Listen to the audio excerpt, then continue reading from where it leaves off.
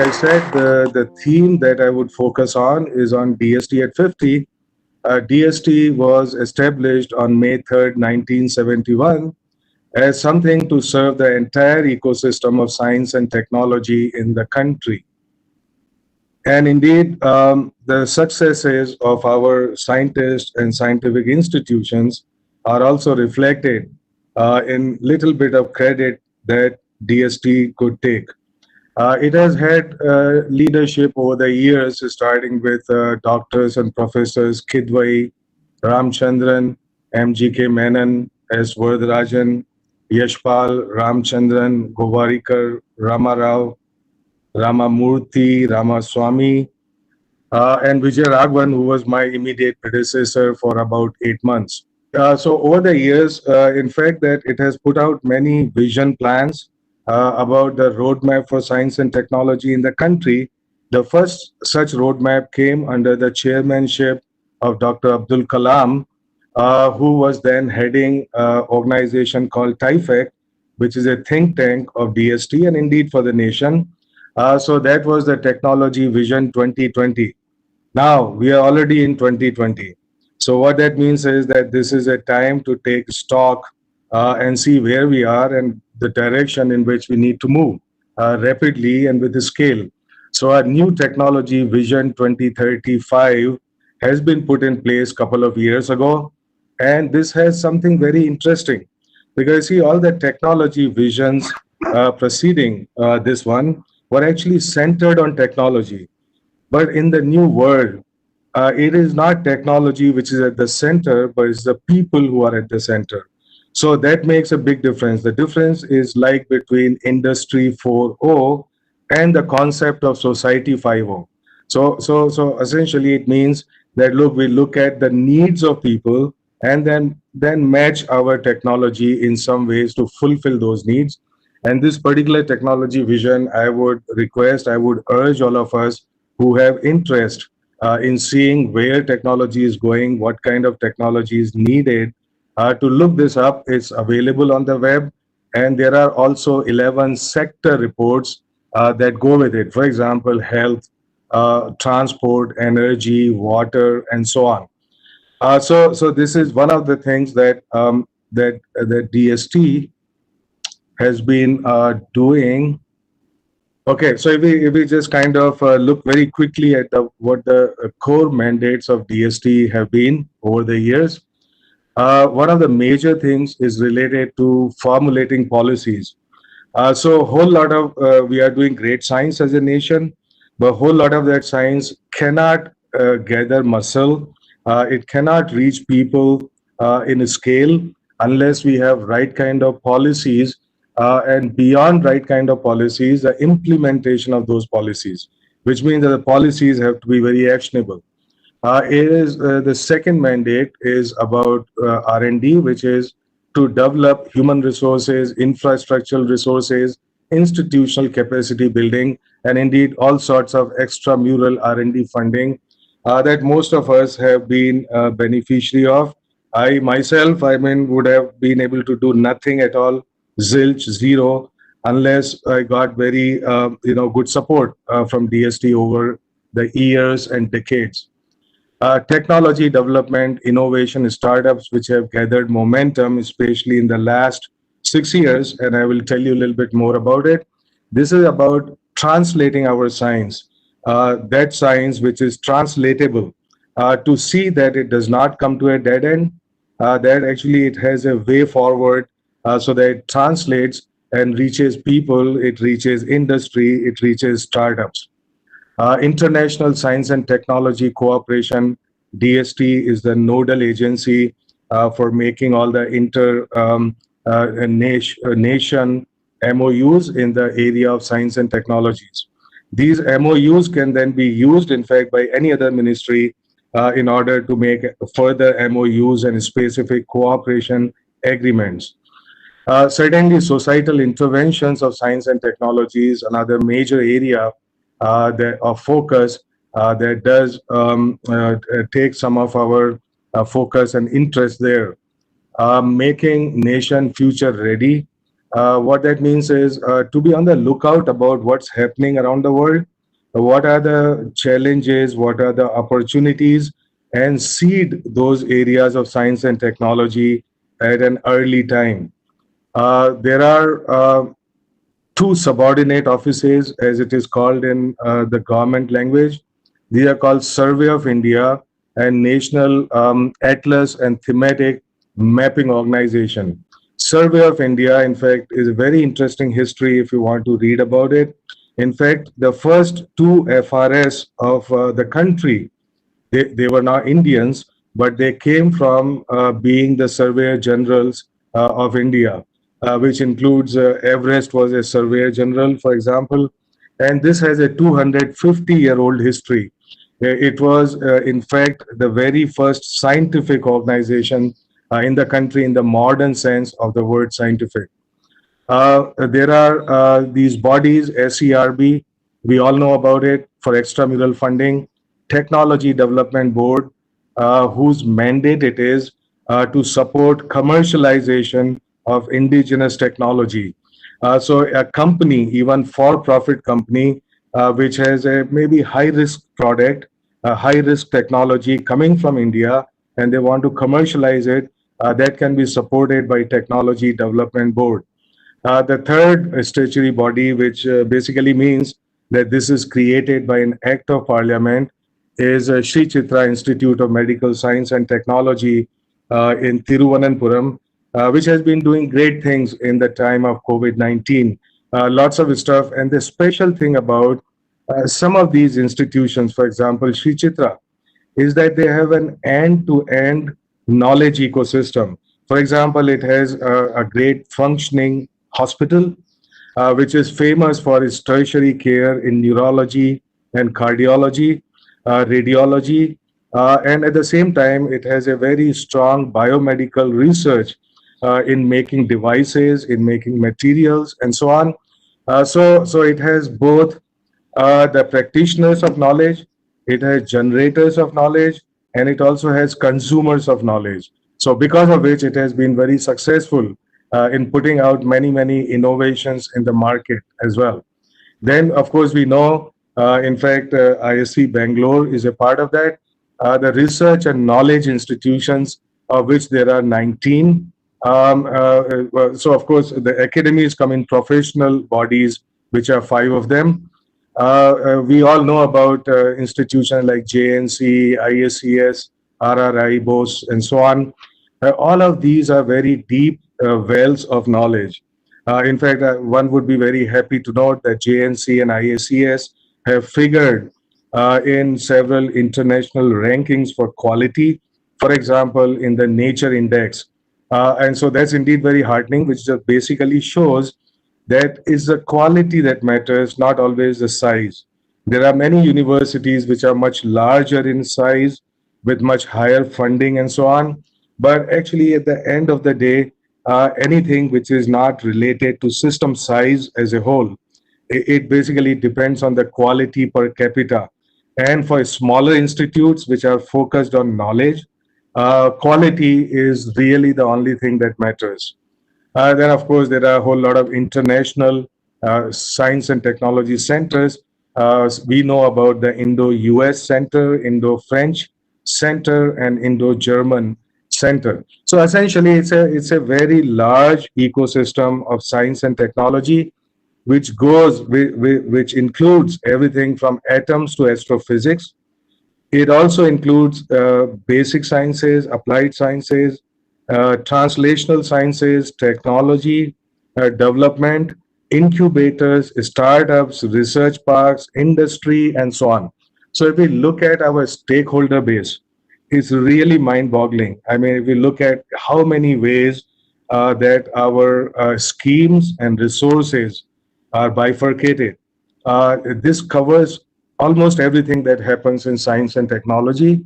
Of course, we all as scientists know about one aspect of it, which is the extramural funding for PI-centric projects, for centers of excellence projects, and so on.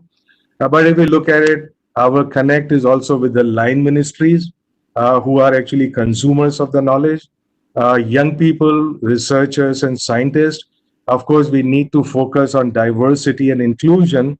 And so, what that means is looking at, for example, special needs of women scientists, scientists of weaker segments, innovators, startups, entrepreneurs, industry, institutions, universities, R&D institutions. They require infrastructural support.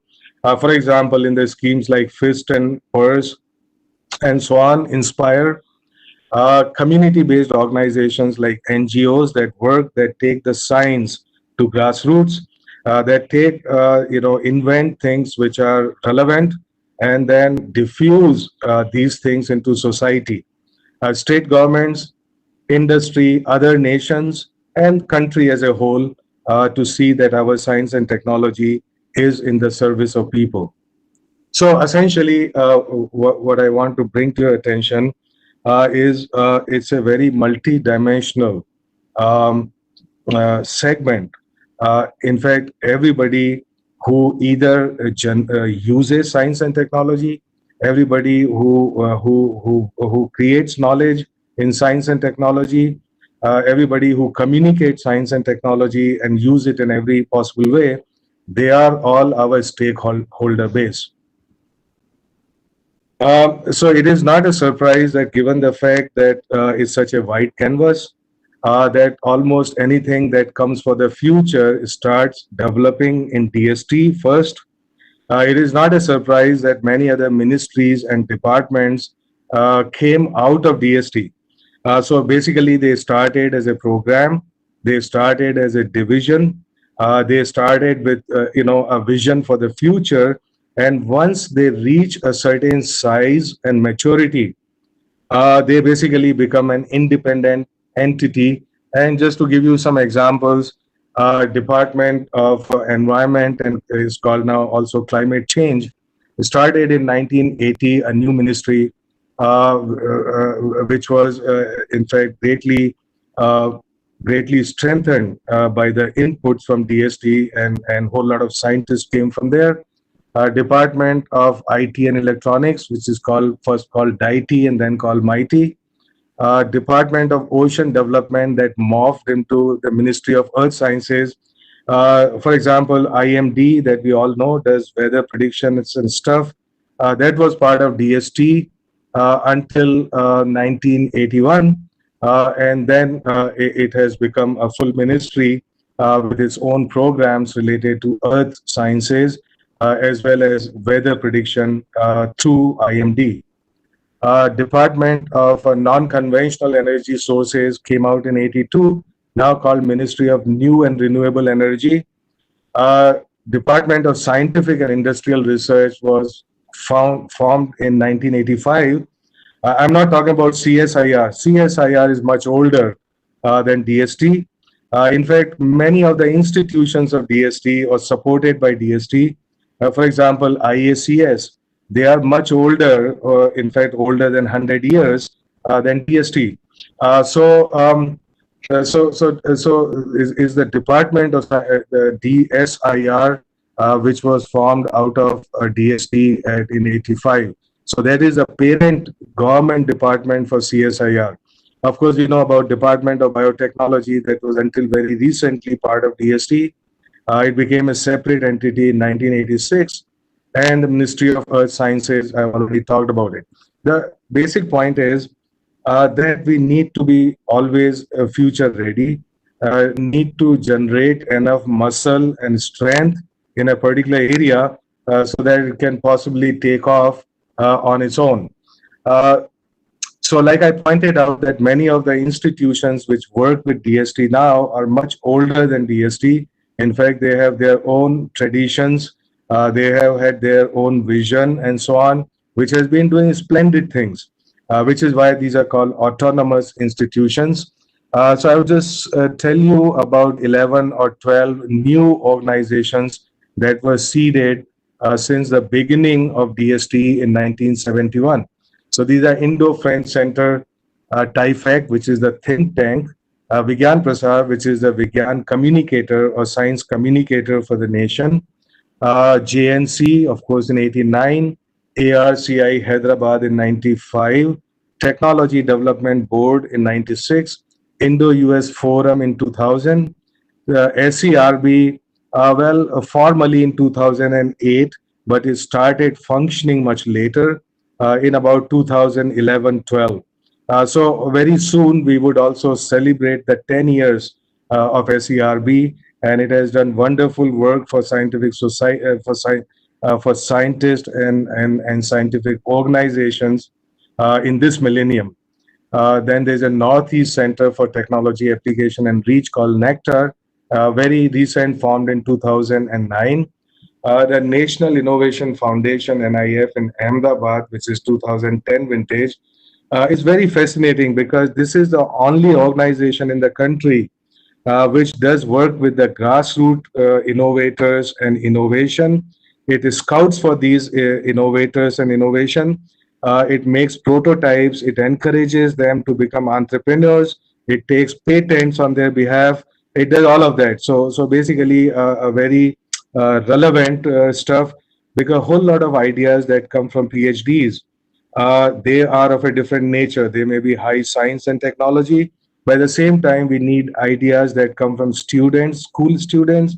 We need ideas that come from women living in small towns, ideas coming from farmers, from artisans, and so on. So that's a segment which often gets neglected. My friend, Dr. Anil Gupta, who was a big force behind this NIF, I just quote from him. He says, "Look, the minds at the margins of society are not marginal minds, and children are not only sings for our sermons, but also generator of ideas." And indeed, what great, brilliant ideas these are. In fact, they have a list of 3 lakh ideas, and many of them are displayed at their website. I was truly, truly always amazed when I talk to these young students from school, from farmers and so on. It's just that it's not the lack of ideas that hinder our progress. It is our lack of muscle to convert those ideas into reality. And that indeed remains a weakness. This is something that I would like to talk about going forward. And then, of course, Indo-German Center and Institute for Nanoscience and Technology at Mohali, the youngest institute supported by DST. It's already doing very well. Their campus is nearly completing, and have nearly full strength of faculty going ahead. Let us take a very quick view about some of the schemes and programs of DST that have made an impact over the years, that are recognized, have a name recognition, and that they have indeed helped a very large number of people. The FIST, which basically sets up infrastructure at the level of department. All of these programs are competitive. They focus on quality and so on, but basically empower, enable for us to do our science a little bit better. So fund the FIST, we know that this is a department-centric, department level program for creating infrastructure. National Spatial Data Infrastructure, a separate kind of little entity was created in 2006.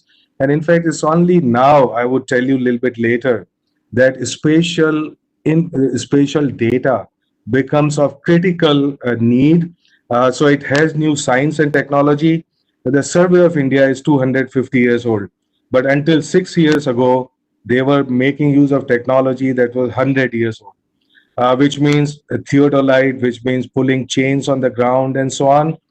So now it is all completely different. It's undergoing a huge transformation, which makes use of all the digital technologies, flying of drones, making use of LiDAR, making use of sensors of different kinds, and do digital mapping on a scale which was unprecedented, at a resolution of 10 centimeter. Our ambition is now to map the entire country at a level of 10 centimeter. In fact, even having the boundaries of individual personal properties. So you can just imagine what this is going to do for the development, for decision making, for creating any new facility or infrastructure in the country, from roads to rails to tunnels, to anything that we can think about. A nanoscience mission started in 2007. It's still going very strong. There are new elements in the mission now, which means also translational aspects and working with industry are somewhat new elements which are receiving more focus. I would not go through all of these. Of course, Inspire is something that we know to be a seamless chain, end-to-end chain that covers our school students, college students, especially those who are enrolled in science or basic sciences, through MSc and PhD, to beyond that, to a high-level postdoctoral level, which is called Inspire Faculty Fellows. Um, PERS and Curie are the programs that are focused on university level infrastructure building, and Curie in particular is centered on women only colleges and universities. Um, Good laboratory practices, GLP. This is well something the certification for lab in this is respected the world over. So GLP is a global certifying agency for labs, both in the industrial sector, in academic sector. So if you want your certification for anything, for example, well, lab testing of any kind to be respected everywhere, then one has to obtain it from the GLP authority. There are new missions of very ambitious missions that have been launched in last 5 years, and I would come to them a little bit later in greater detail. The first one is National Supercomputing Mission, started 2015 at a cost of 4,500 crores. It had a slow start for first couple of years. Then there were global tenders, and you can imagine because some reason these tenders were cancelled, and now there's something good came out of it, which means that now in the phase one of supercomputing mission, the supercomputers are being assembled on the board level in India. Going into phase two, and six of these supercomputers are being established already in different places in the country. Going forward, even the chip design is going to be done in India. Of course, the chip manufacturing would be somewhere else, but all the interconnects, cooling systems, power systems, and board level architecture is going to be designed and fabricated here. So this is going to give a very big push to our computing industry. Mission on cyber physical systems. This is one of the missions which makes us future ready. Was launched just last year, not 2018, 2019. This is a mission at a cost of rupees 3,660 crores. It's already set up. Is going to set up 25 hubs, four research parks, as many incubators across the nation to be fully prepared for the challenging, very disruptive technologies which are on the horizon. These technologies related to Industry 4.0, related to robotics, autonomous vehicles, artificial intelligence, machine learning, to everything which has convergence of technologies, because the convergence of technologies which would create value going forward for science, for technology. Convergence of technology simply means that the technologies related to communication, computing, decision making, perception, and action, they are all bundled in the same structure.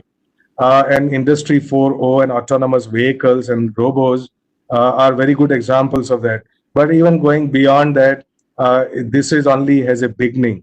The field of cyber physical systems, indeed driven by artificial intelligence and deep learning, has only a beginning, but it has no end. So we have made a beginning, and this is going to grow forever because this is all the future of humanity. There was a big demand for centers where we have accessible science and technology infrastructure, which is equally available to MSMEs, to industry, to startups, and to academia. Now, a whole lot of this infrastructure we have, in fact, something like more than 10,000 crores worth of infrastructure in science is created in the nation every year.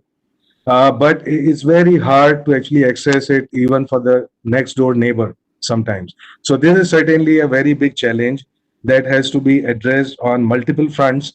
And these new centers which are coming up, each center at a cost of 125 crores, basically under one roof, is going to be professionally managed, and therefore it has ease of access and a transparent way of accessing these resources for all stakeholders of science and technology. The Quantum Science and Technology Mission is in the offing. It was announced in the last budget speech. This is worth 8,000 crores, and this is basically very futuristic. So it looks at quantum communication, quantum computing, quantum devices beyond Moore's law, quantum metrology, quantum sensors, whole lot of things, right?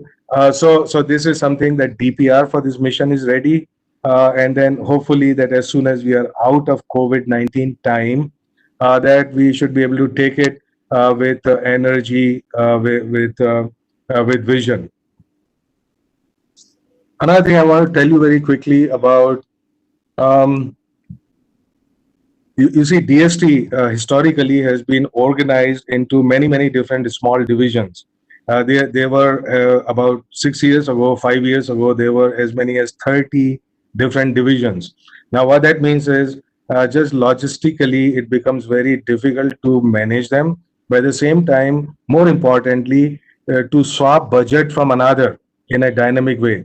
So we have now simplified the structure. There are basically three umbrella programs in DST, which is institutional and human capacity building, research and development, innovation, technology, and things like incubators, things like startups, and so on.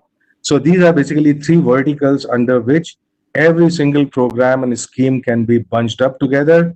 In addition to that, of course, Survey of India and the aided autonomous institutions remain two other verticals. This has some great advantages. I don't have time to go into it, but basically we get far more financial flexibility in rotating our budget under different sub schemes wherever that is necessary. Also, another thing that happened, of course, we know that everything now is based on electronic platforms, from submission of proposals to review of proposals to release of grants and stuff like that. In good old days, when I was submitting proposals for Nanotechnology Center, we had to send 50 hard copies, very big, boxes, and they were very good for weightlifting, but not good for anything else. Here is a snapshot of budget of DST over the years. You would notice that in the last 10 years or so, we start from 2009-10 or 8-9, the budget has more than tripled, has nearly four times now, and especially in the last 5 years, 6 years, this budget actually has doubled. This is very heartening. At the same time, the increase in budget is also matched by the number of schemes and programs of DST. That goes without saying.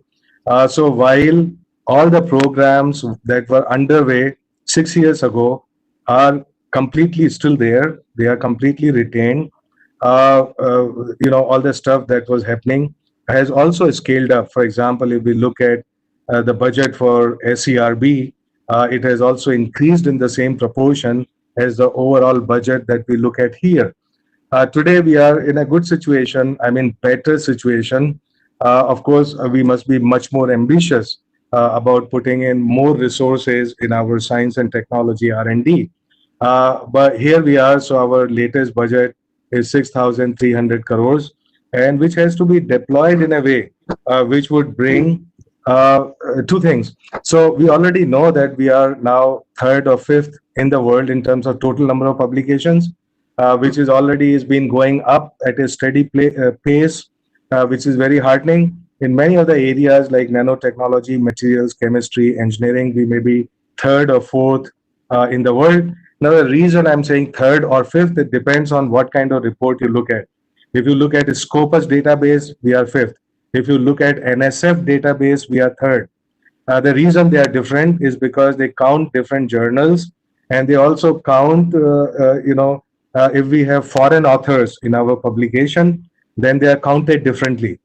So never mind. Basically, idea is that even with all our constraints and with our limited resources, we have been able to do very well. So per capita output in terms of number of scientific publications is something rather positive.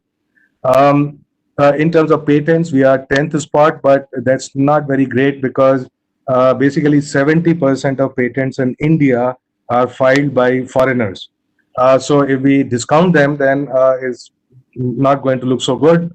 In terms of quality of research, no matter how you measure it by different matrices, well, there is a great difference between quality and quantity of publications. We all know that. So therefore, what ought to be our vision in science and technology going forward? Clearly, we need to enhance quality of our research. It's especially important for what we call basic research.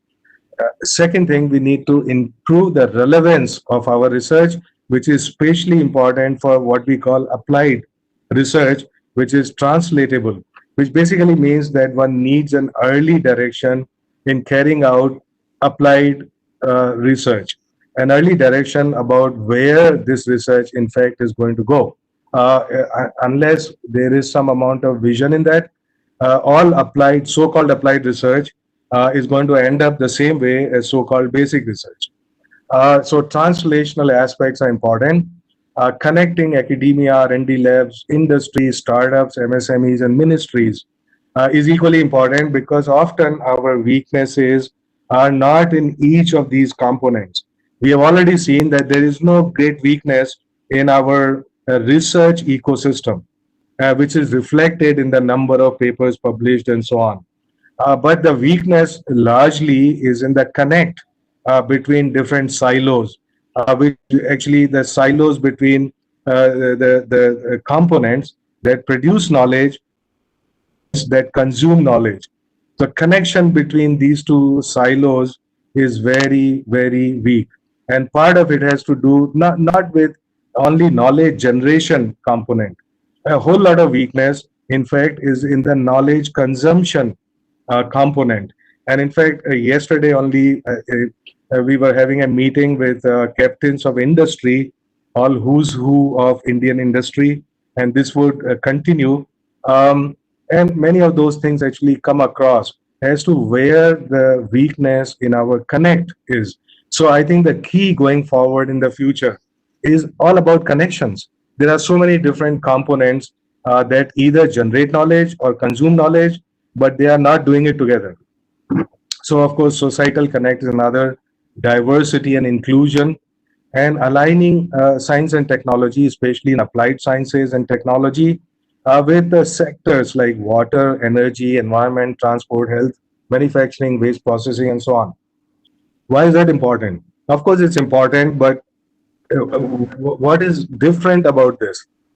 The thing that is different about it is that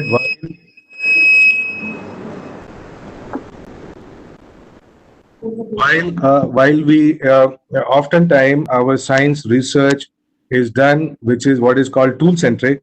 What that means is that this is research in organic chemistry, inorganic chemistry, physical chemistry, and so on, or chemical engineering, mechanical engineering, this kind of biology or that kind of biology. Those are all tool centric approaches to research. But the research which is needed for water, energy, environment, and so on, this is what you would call problem-centric research. So what that means is it requires huge amount of teamwork, interdisciplinarity, multidisciplinarity to solve these problems. Science communication has been a weakness. Technologies for rural empowerment, reversing brain drain to brain gain, bringing the best of global science and scientists to India, and certainly securing our technology future, which is going to be hugely disruptive, both in terms of architecture, structure, and processes. Here is a glimpse of new key policies which are coming up. On geospatial data policy should be ready to launch next year. New policy on scientific social responsibility. Unlike what the word conveys, this is not about saying, look, we must do research in certain area, which is of societal relevance. That is not the idea. In scientific social responsibility, the idea is that we have certain scientific infrastructure, we have human resources, we have knowledge, we have information. Now, using all of this, if we can reach out to any segment of society and empower them by putting in little effort, then this counts towards our scientific social responsibility. This is not saying, look, no, no, we should only do this kind of research or that kind of research. That's certainly not the idea. A policy on S&T infrastructure, which is about how S&T infrastructure is generated, how it is used, how it is shared, how it is disposed of, and so on. There really are no benchmarks for any of this, and it would be greatly helpful actually to look at this. And this policy is coming up this year, and an overarching new STI policy 2020. The last policy, STI policy, was in 2013. But since then, the future is coming at us at even faster and faster rate. There are disruptive changes on the horizon, which are happening right in front of our eyes, whether it is the rise of digital technologies, whether it is a convergence of technologies, whether it is our connect of our science and technology to industry and innovation. So all of that is going to be incorporated in this policy. A policy is only as good as its implementability or the actions that would actually result from the policy. And the second aspect is that the policy must be based on a very wide consultation with all stakeholders of science and technology in the country. So basically, this new STI policy respects all of these aspects. So no matter who we are, if we have any relation to science and technology, I assure you that all of us will have the opportunity to provide our inputs about this policy, and we hope to roll out the policy by the end of this year about the quickest policies in making. Okay, so how much time we have left here?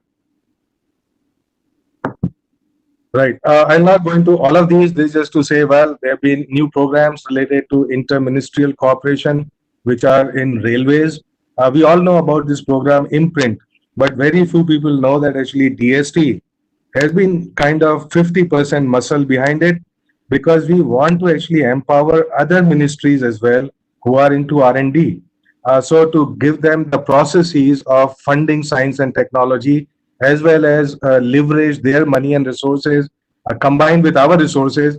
So whole point is, anyway, DST's resources are only for R&D, but other ministries, if we can bring their resources on matching basis, then it improves our our inputs for R&D. So all of these missions that we have with other ministries, with railways, with Ministry of MHRD, with ISRO, with DAE, and so on, are based on that particular aspect, that look, we can actually multiply our money supply by giving some from DST. So there are new areas like waste management, advanced manufacturing, and so on. So while there's a lot of focus, there always been a focus on materials and devices and mechanics, but very little focus on manufacturing, because unless that's also a science, but it's just that it's not recognized traditionally, historically as a science. Um, there have been new programs called Vajra, which brings in the best of science and scientists to the country. Look, our scientists have been going abroad for 100 years. Now we have the infrastructure and confidence to bring the best of them to India. And so far, about 70 of them have been spending time here, setting up their research program here, co-guiding PhD students, and so on. Okay, let me skip that. Empowering young scientists. Look, I just want to say very quickly, for every Bhatnagar awardee, we have 5 other people who are equally good. But because of our reward and award system, many of them are not recognized, they get demoralized, and their total potential actually does not come into play. So, therefore, by various different awards and schemes, we need to recognize those people at an early age and bring them into leadership positions. This is so critical, I cannot emphasize it more. All our committees must have a spectrum of ages, diversity, inclusion, both in terms of gender and as well as in terms of ages. It's no use, getting people into big committees only after they're more than 55 years old. So I talked about mission on cyber physical systems. I want to quickly say this new program, AVSAR, this is about science communication. Now, what that means is we don't have enough science communication. We don't see it in mainstream media. So we said, look, all PhD students should write one popular science article based on their area of research. This would enhance their skills and it would bring in more articles in the mainstream media.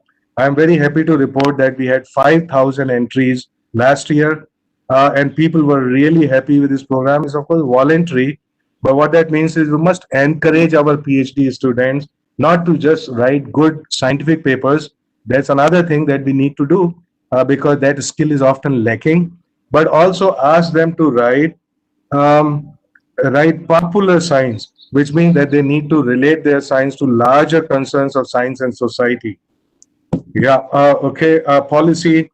We also started an OTT, which is now going, is has been OTT, which is a TV channel, which is on internet channel. We also had a DD Science channel, which now has been discontinued. But this OTT channel, this is shaping up very well. And in fact, now it has been put on the Geo platform, which means it would reach 30 crore people in the country. And it is actually all of us scientists should contribute to this. Look, this thing is too important to be left only either to DST or to a bunch of people, Vigyan Prasar or anything. You see, unless all of us actually participate in these activities, and of course, DST is all about, DST is not really a department and ministry. It is basically with the participation of all of us, that if DST is able to do anything at all, it is because of our contribution to the processes of science. Okay, I talked about this. I think I'll finally end with that. We often say that, look, we need to encourage risk-taking projects. And so there's a this program called, earlier it was called High Risk, High Reward Mechanism. Now it's called SUPRA in SERB, which means let us propose problems which would be maybe game changers, which would be disruptive, but they are high risk problems. So we may take high risk. We may fail, which is okay. Unfortunately, we have not received really brilliant proposals under this scheme, because I think we have gotten used to writing incremental proposals, in fact, proposals on which the work has already been completed, more or less.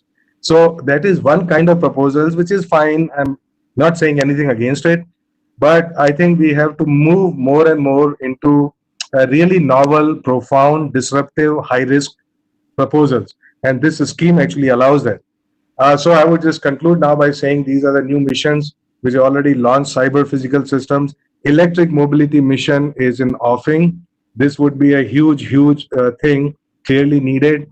Quantum science and technology with a budget of 8,000 crores. This would have everything in it.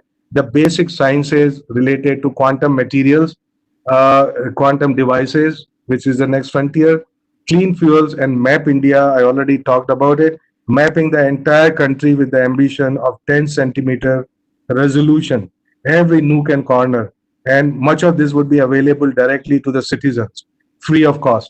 So panchayat level, every level, that people can make use of this topographic database. Okay, so there have been a lot of new international agreements and collaborations. I would just conclude this by saying that the philosophy, the new mantra in making our cooperation with foreign countries, I look at two things.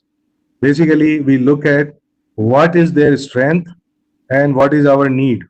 If there is a match between the two, then you choose that area, because not all areas can be covered under these international programs with each country, because the whole kitty is rather small. So therefore, we must be able to choose. We must be able to have priorities about who you are going to work with, in what area you're going to work with, and basically, therefore, become more focused in that sense.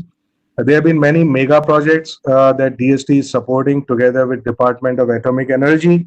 In that kitty, we have added several new mega projects, and we know about 30-meter telescope. We know about LIGO India, that we have also become associate member of CERN, which allows that more of our scientists, postdocs, and PhD students can make use of facilities there. And then this is, in fact, the last slide. So what are the challenges of the future? If I really have to look at it, this is about the rise of intelligent machines is a huge challenge, which is going to impact all of our future. no matter what kind of science I do, no matter what kind of scientist I am. And so we all know about it that the second challenge is, you see, this the society we are living in now and going to live on is all about manipulating data and information and knowledge flow. How does knowledge, data, and information get generated? What are the mechanisms of their flow? What is the ownership of this knowledge? Who manipulates this knowledge and derive additional benefit from it? So, going beyond Industry 4.0 and beyond Society 5.0, earlier society and industry were based on manipulating the flow of materials and energy. Now we add to that the third dimension, which is a flow of data, information, and knowledge. This is not to be minimized. Of course, the overarching challenge, which was never there before our generation, is about sustainable development, which is, it always looks like a bit of oxymoron to me, because we talk about sustainability and development in a particular economic sense together. And that is very hard. And of course, science and technology is a strong pillar of sustainable development, but not the only pillar. It is about the culture at large in society, in industry, the policies and the regulations, and so on.